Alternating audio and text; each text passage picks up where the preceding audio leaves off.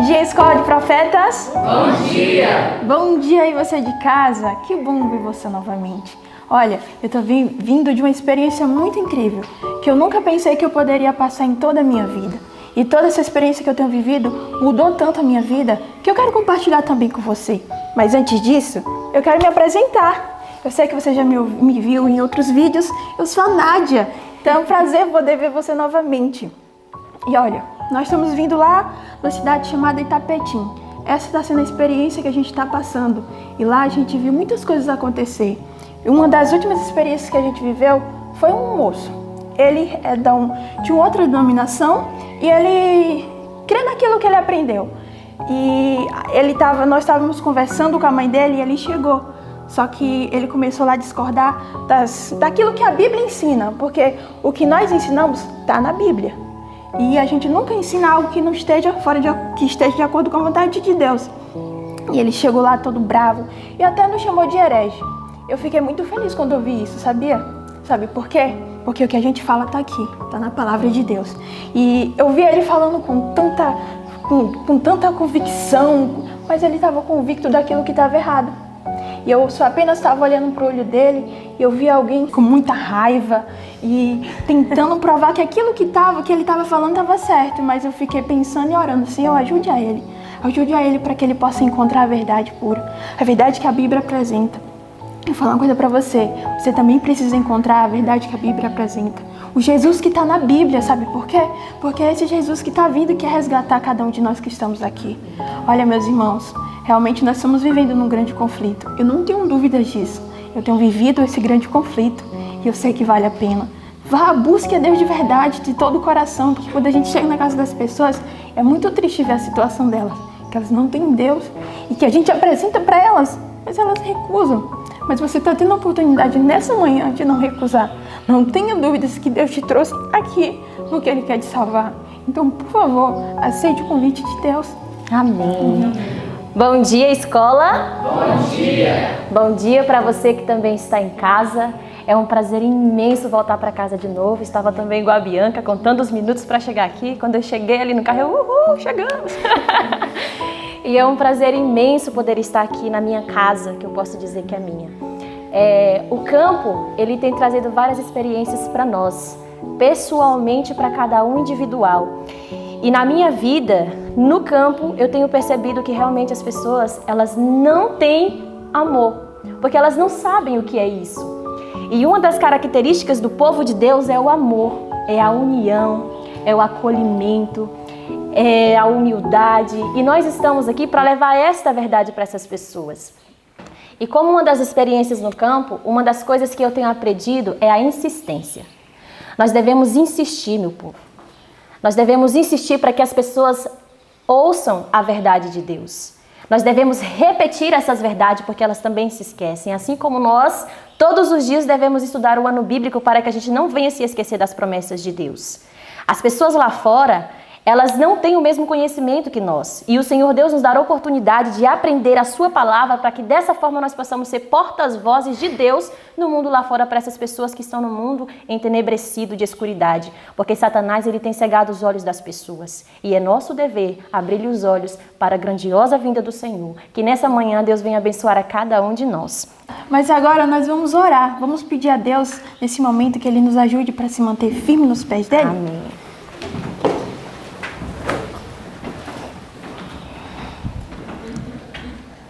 Senhor Deus, grandioso Pai, muito obrigada, Senhor, pelo plano da salvação. Obrigada porque o Senhor quer nos salvar, o Senhor está todos os dias lutando pela nossa vida. E nessa manhã, Senhor, é uma prova disso, Pai.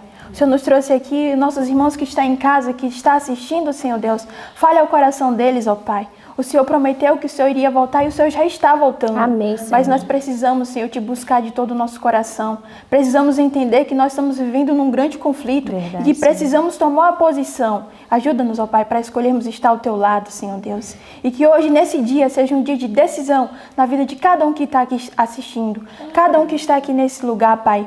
E que nós possamos realmente, Senhor Deus, decidir firmemente ser fiel a Ti. Não vale a pena continuar nesse mundo. Tudo que está aqui vai passar. Verdade. Mas o que o Senhor quer quer nos dar é eterno. Então ajuda-nos a buscar não aquilo que vai passar, não aquilo que preenche por momentos, mas aquilo que vai preencher para a eternidade. Amém, Senhor. Aceite os nossos louvores, ó Pai, que venha do nosso coração, que nós possamos te buscar realmente, Pai, e se entregar a Ti por completo. Em nome de Jesus. Amém.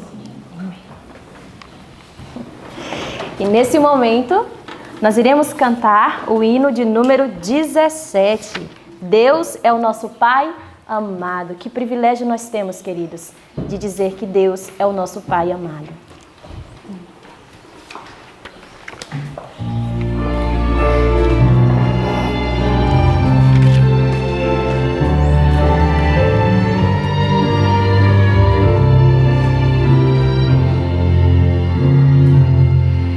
Jamais teu coração se turbe, nem nele haja algum temor, pois Deus do céu de ti bem cuida. Oh, confia em teu Senhor. Nosso Pai amado, que das aves cuida bem, dá ao lírio tanta glória, sim te atenderá também. O fardo pode ser pesado, grande cruz a carregar,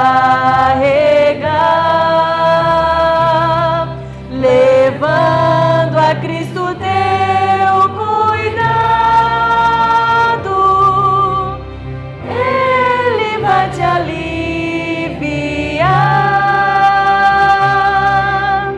Deus é nosso Pai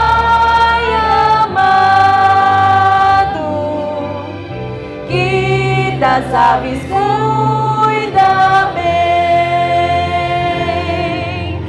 dá ao lírio tanta glória, sim te atenderá também.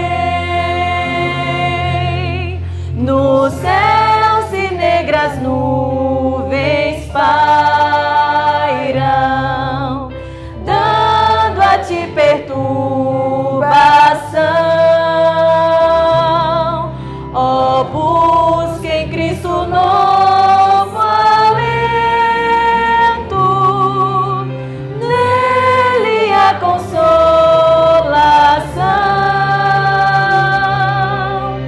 Deus é nosso Pai amado, que das aves cuida bem, dá ao lírio tanta glória, sim te atenderá também.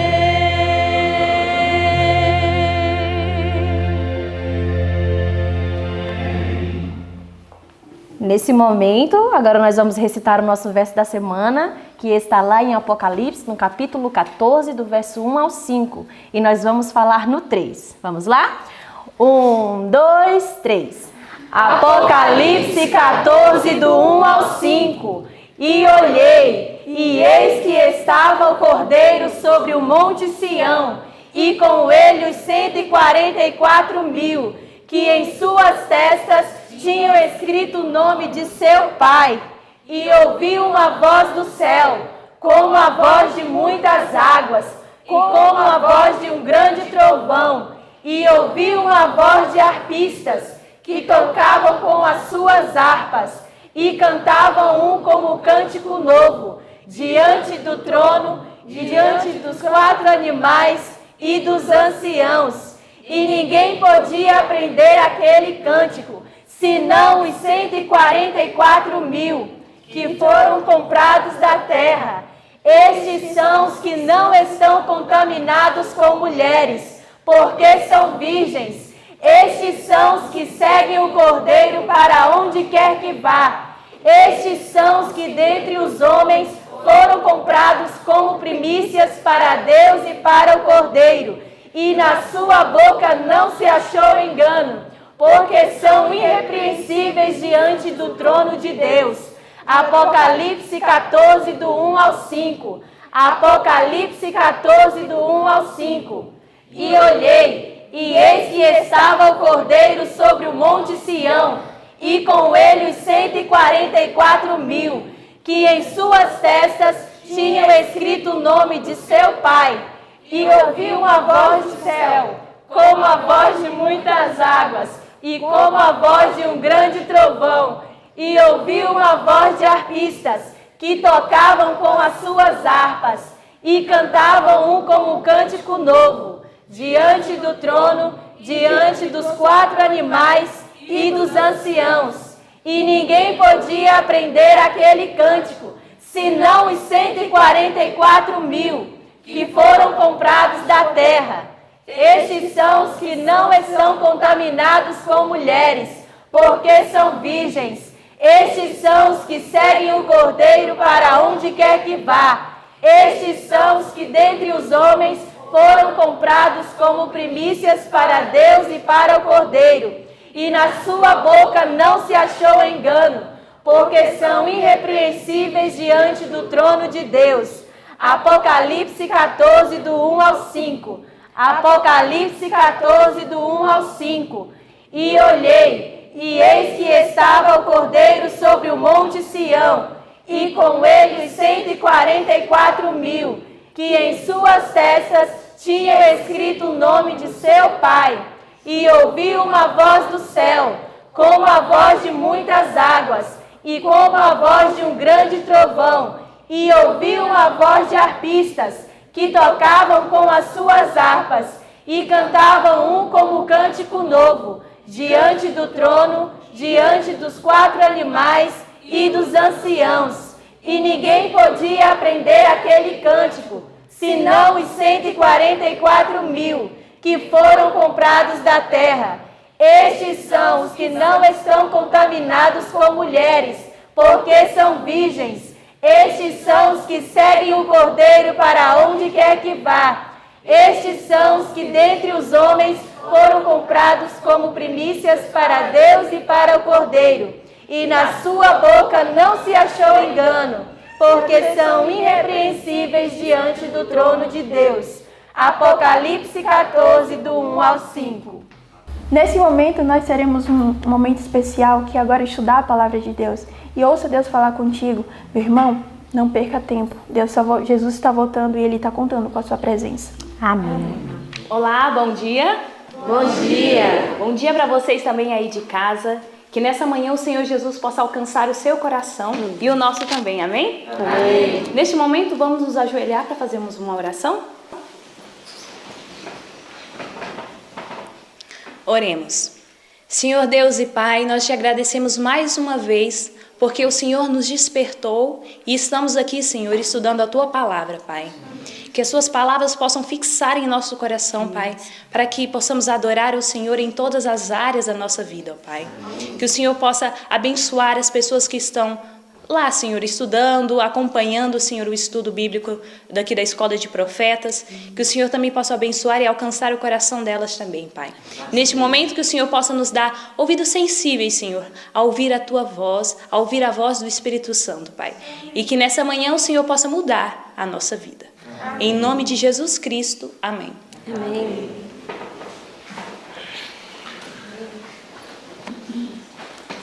Bem, hoje pela manhã nós estudamos no ano bíblico o capítulo 18 e 19 de Números. E estudamos também o capítulo 2 de Deuteronômio. Estudamos também o capítulo 36, no deserto, de Patriarcas e Profetas. Bem, no capítulo 18 de Números, nós vemos aqui onde o Senhor estabelece o sacerdócio levita, né? Onde o Senhor mostra ali as responsabilidades que eles deveriam ter no templo do Senhor, né? E também aonde o Senhor estabeleceu que eles cuidassem também da parte espiritual do seu povo, né?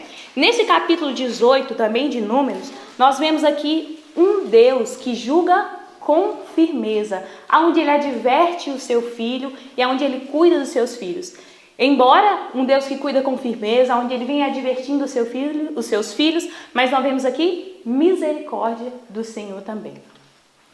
Hoje em dia, nós não temos mais esse serviço como era no templo, nós não temos mais esse sacerdote, né, que fazia esses trabalhos no templo. Mas o Senhor nos diz lá em 1 Pedro 2,9, nós vamos abrir a nossa Bíblia lá. O Senhor disse assim, ó: vós sois geração eleita e sacerdote real, a nação santa, o povo adquirido, para que anuncieis as virtudes daquele que vos chamou das trevas para a maravilhosa luz. Então, embora nós não temos mais aquele serviço, mas nós somos a geração eleita. Nós somos o templo do Senhor Jesus Cristo, ao qual Ele quer habitar para nós anunciarmos as boas novas, para nós anunciarmos a salvação do nosso Senhor Jesus Cristo. Amém? E no capítulo 19 de Números, nós vemos o Senhor pedir para os sacerdotes e os levitas sacrificarem uma novilha vermelha, fora do templo, onde depois dela ser queimada, a sua cinza seria jogada na água. Interesante que esa agua purificadora era específicamente cuando ellos eran contaminados para tocar un muerto. Todo lo que estaba en relación con ese muerto estaba contaminado y las personas podían contaminarse también. Entonces Dios daba esa posibilidad para purificar. Interesante que no Nuevo Testamento también nos fala que o cristão tem que ser purificado das obras mortas. Nós talvez não tocamos, mas a vezes nossa vida estamos fazendo coisas que não levam à vida, que levam à morte. E aí está onde nós precisamos do sangue de Jesus cada dia, para que Ele nos perdoe, venha e nos limpe, para não continuar. Porque aqui o texto diz, vean versículo capítulo 19, versículo 2, versículo 22, diz: tudo o que o imundo tocar, também será imundo. E quem o tocar, será imundo até a tarde. Aqui nos está lembrando que nós temos que ser vida, porque se nós temos morte em nossa vida, nós vamos estar contaminados, no sentido, vamos a influenciar negativamente nas pessoas. Então é sério. Por isso que Deus nos chama cada dia. Jesus disse: eu vim para que tenham vida e vida em abundância. O cristão que cada dia entrega sua vida a Deus, nós temos que ser uma vida para os demais. Esse é o pensamento. Por isso Deus queria purificar a eles para que eles fossem vida também para os outros.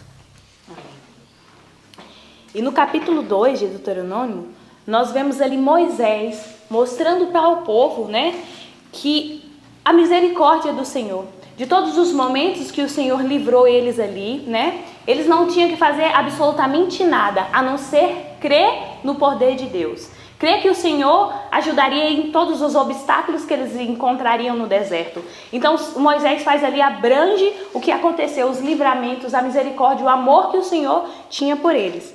E nós vemos ali que o Senhor mostra que o Senhor, o próprio Deus, evitou o conflito com os edomitas e eles não tiveram que fazer absolutamente nada, só confiar no poder do Senhor. Nós vemos também que o Senhor evita conflitos com os moabitas, né? Então, é importante nós analisarmos alguns pontos da Bíblia para nós iniciarmos o livro. O capítulo 18 inicia falando do sacerdócio, como a professora Tainara bem salientou, justamente porque no capítulo 17, o que tinha acontecido no meio do povo?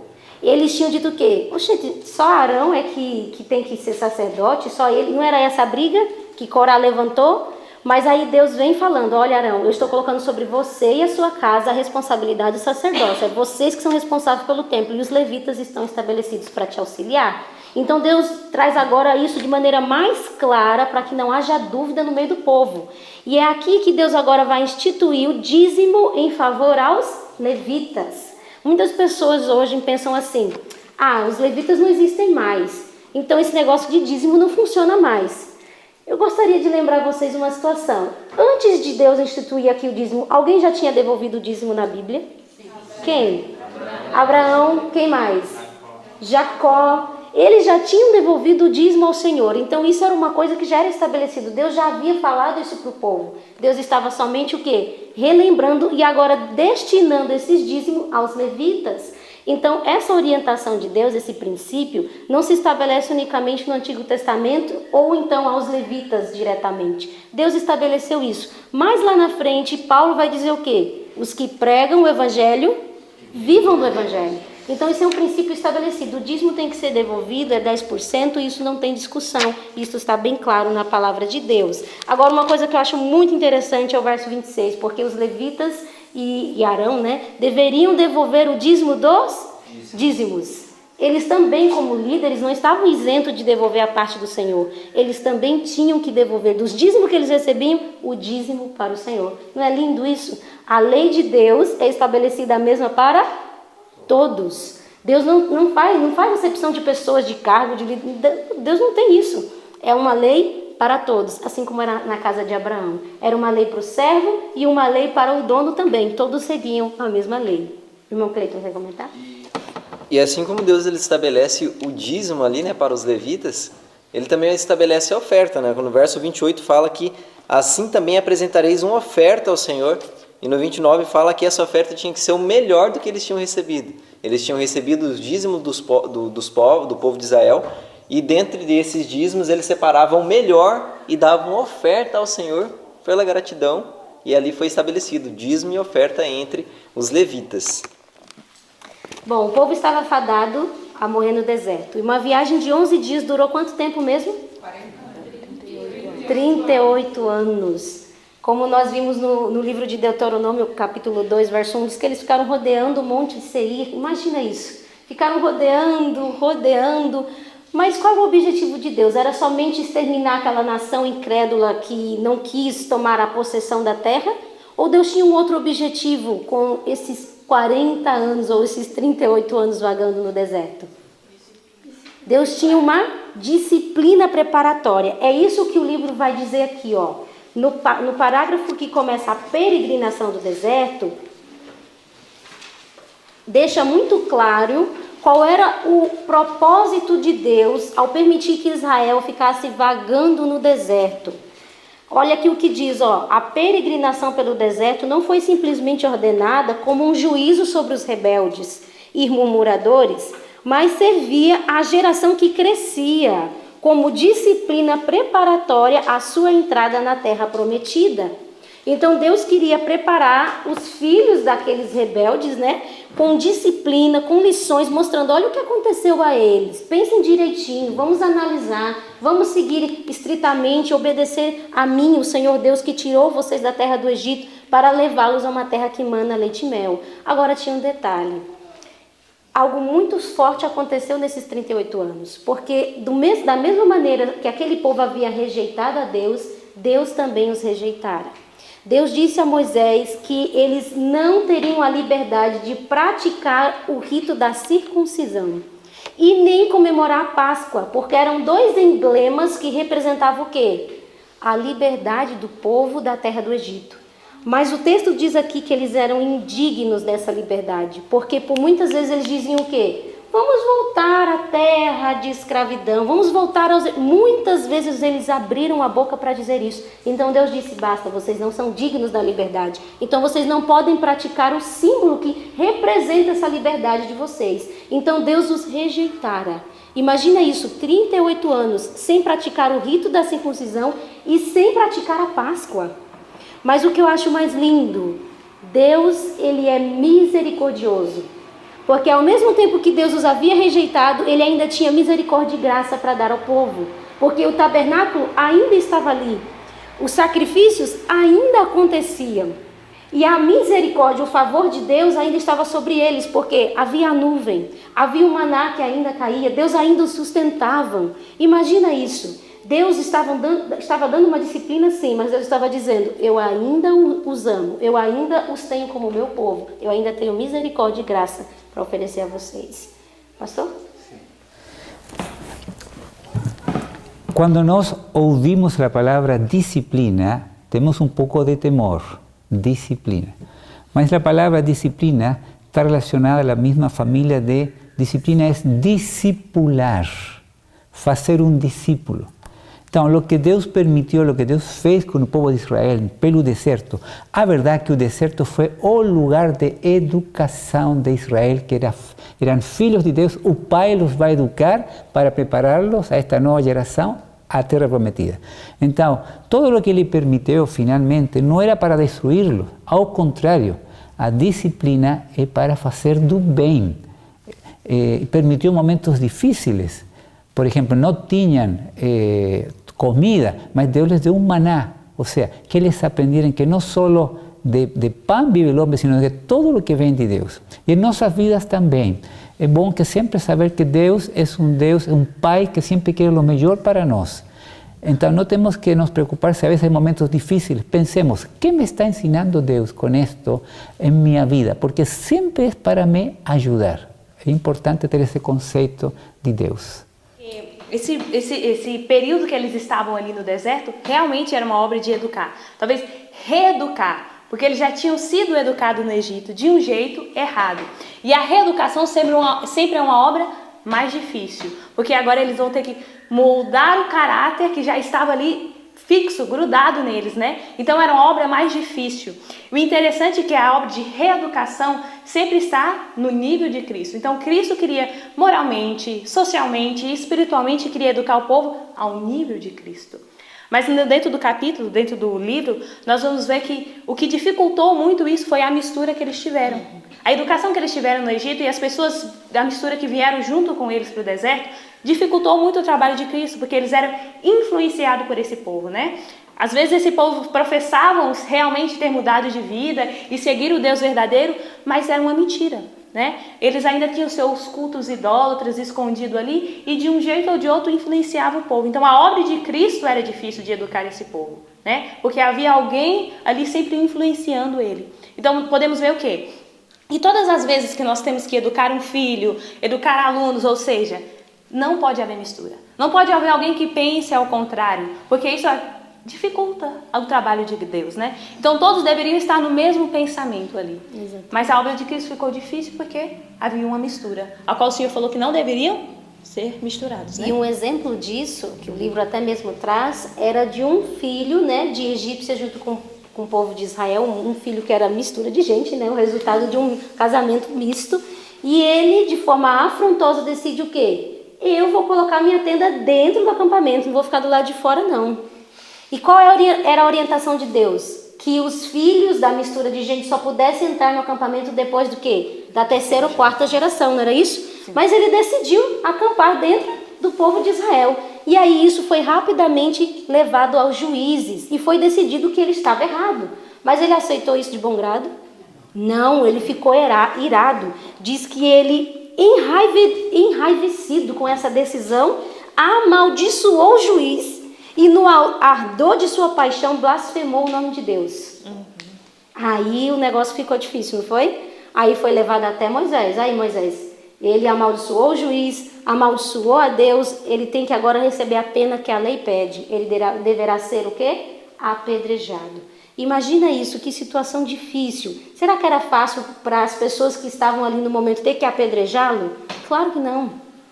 Mas era algo que deveria ser feito, porque havia uma insubordinação, havia uma rebeldia resistente. Não era algo que se resolveria mais para frente, era algo que devia ser eliminado ali para que outros não fossem contaminados. E isso é bíblico. Se você abrir a sua Bíblia em 1 Timóteo 5:20, lá Paulo dá uma orientação clara para Timóteo. Lá ele vai dizer assim, olha, repreende em público quem precisa de repreensão para que os outros temam e não sigam o mesmo caminho.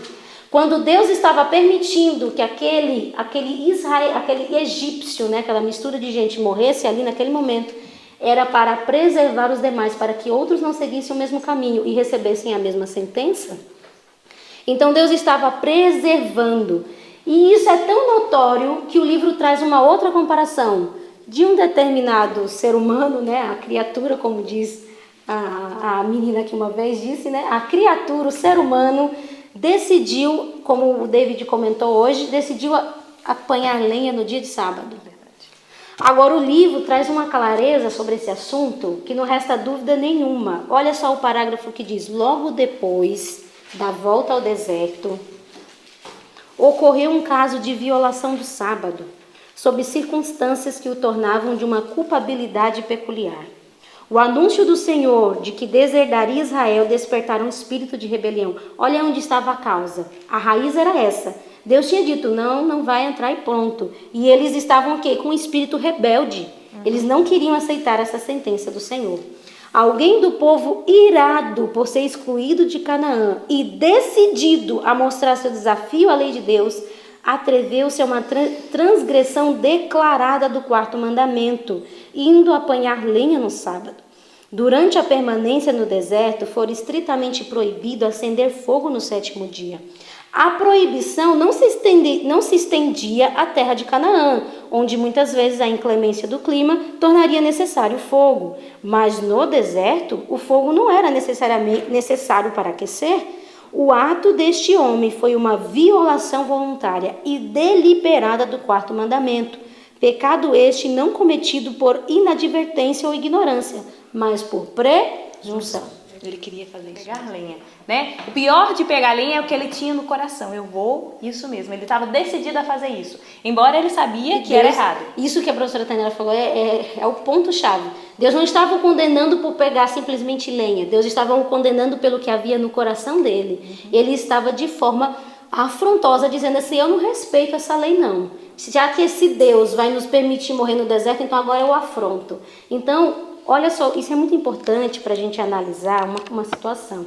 Muitas pessoas dizem assim, o Deus do Antigo Testamento mandava matar criança, mandava matar isso, matar aquilo, era um Deus cruel.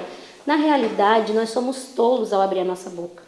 Porque eu pergunto a vocês, quem daqui tem a onisciência que Deus tem?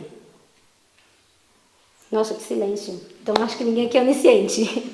Ninguém é onisciente. Deus é onisciente. Quando Deus toma uma atitude de eliminar alguém, de fazê-lo morrer, é porque Deus já havia feito de tudo por ele. E não só pelo seu povo, pelos de fora também, aqueles que não conhecem, não temem a Deus ou não querem saber de Deus. Deus também toma a mesma atitude, porque Deus não é diferente. Deus tem um caráter, ele é misericordioso, ele é longânimo. Mas quando ele precisa tomar a decisão, ele toma com justiça e com misericórdia.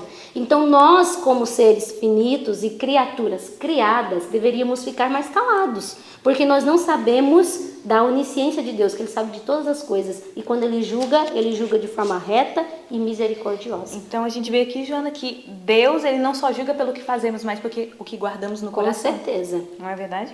E por atos, como é que eu digo? Atos impulsivos, porque esse filho de egípcio, ele também foi condenado por emoção do momento, porque seguiu a raiva do momento. Também teve punição. Não há esse negócio, agir sem pensar. Não. Porém, ele teve que responder pela atitude que ele cometeu. O pastor agora irá fazer um comentário. Este tema é muito importante, porque muitas vezes na Bíblia há episódios que nós dizemos, esse não é um Deus de amor.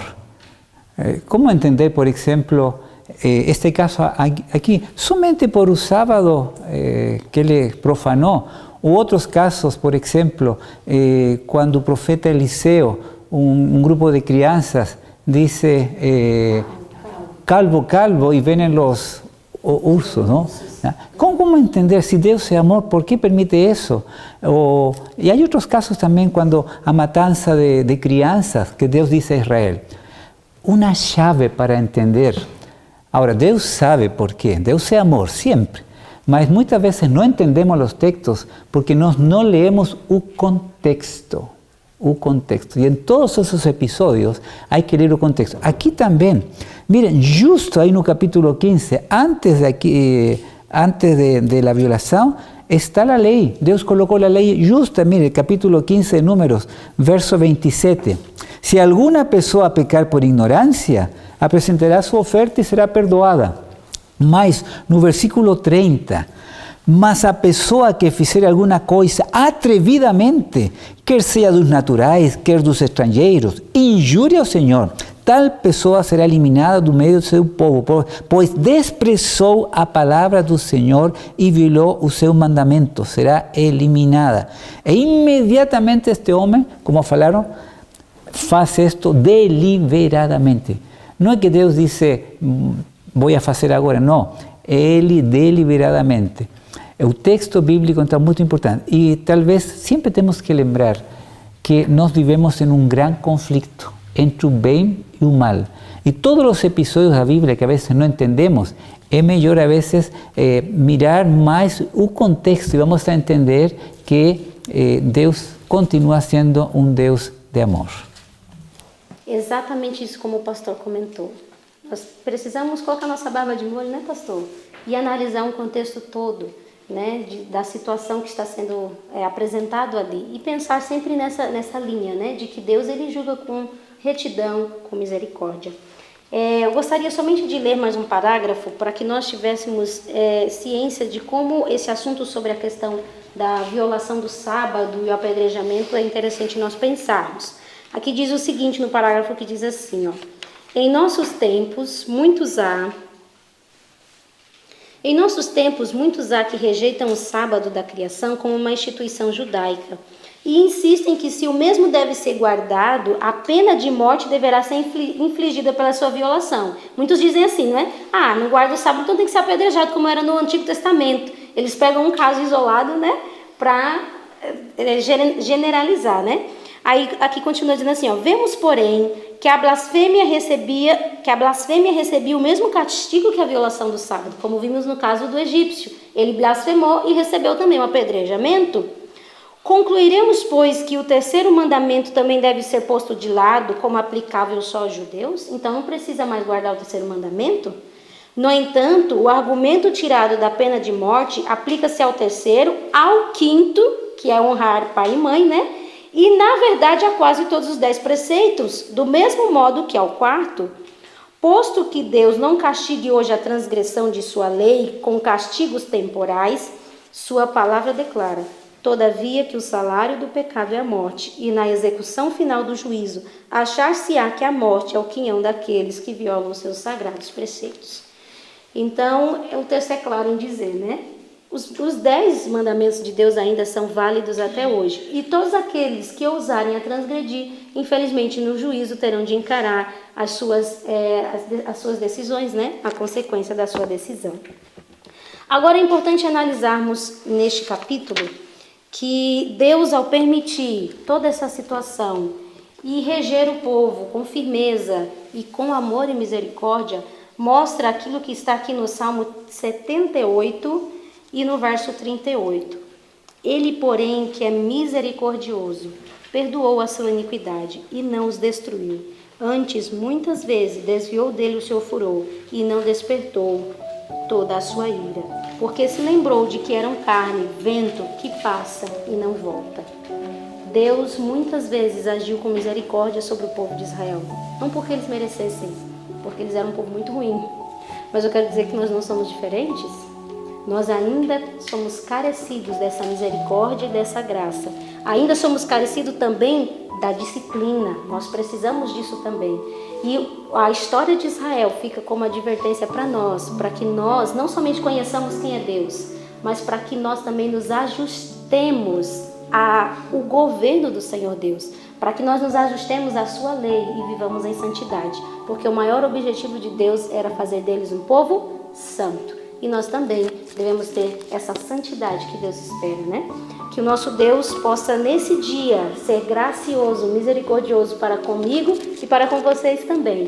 Que você sinta essa graça, sinta esse amor, sinta esse cuidado de Deus, apesar de sermos de coração duro, né? Apesar de não merecermos essa graça. Vamos então fazermos uma oração. Nosso querido Pai, muito obrigado porque nesta manhã nós tivemos o privilégio de estudar a Tua Palavra. Obrigado porque o Senhor tem misericórdia de nós, o Senhor tem paciência de nós, assim como teve paciência de Israel no deserto, para ir ensinando como um pai ensina seu filho.